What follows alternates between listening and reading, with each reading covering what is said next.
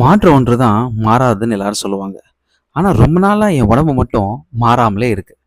எல்லார் மாரி எனக்கும் ட்ரீம் பாடி அச்சீவ் பண்ண ரொம்ப ஆசை இருக்கு. ஆனா ஒவ்வொரு வாட்டியும் அந்த முயற்சியில நான் தோத்துட்டே இருந்திருக்கேன்.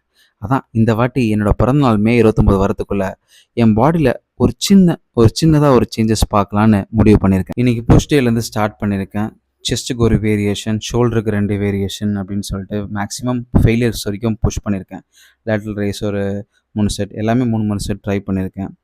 அண்ட் பேக்குக்கு dead lift and barbell rose.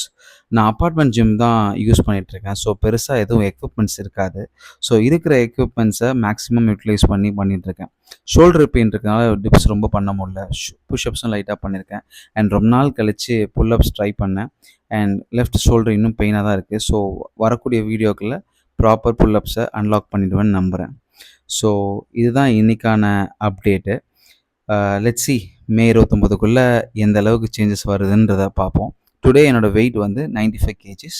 So goal wait பார்த்தீங்கன்னா ஒரு 80 கேஜஸ் வச்சுருக்கேன்.